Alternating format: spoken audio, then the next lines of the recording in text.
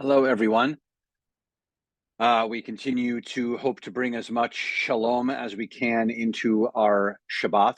As not too long from now, we'll be entering the Torah portion of, we'll be actually been in this Torah portion all week, but as we enter Shabbat, we'll be connecting with the Torah portion of Beshallach. It is the Song of the Sea. It is Shabbat Shirah, the Shabbat of song, actually. And it is the story of the actual Exodus. It's the story of the Israelites finally from the 10 plagues that we heard the last 2 weeks, 7 2 weeks ago, 3 last week, and so through those plagues, now the Israelites get to go free, and this is the Exodus. There's an artistic version of the Israelites walking through the walls of water. And so here is our moment. The Torah scroll itself, actually, you should definitely come to the Torah study tomorrow at 8:30.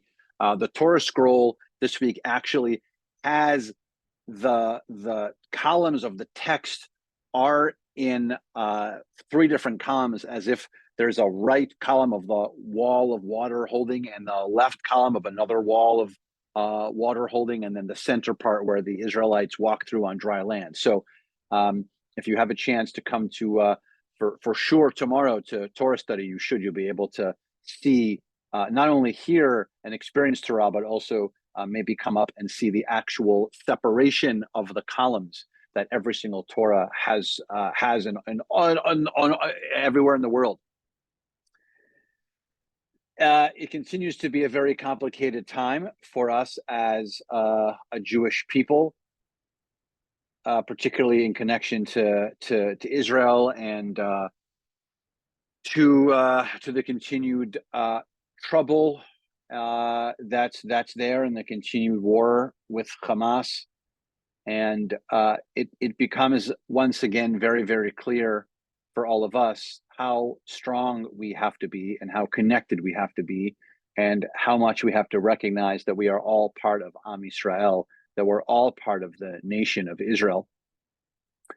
There's this very cool story that is very familiar. It's so popular that sometimes people think it's actually in the Torah itself. It's not. It's about a guy named Nachshon, and there's a story about when they actually get to the sea, and the Israelites realize that the sea is not parting yet, and the Egyptians are rumbling behind them in their chariots.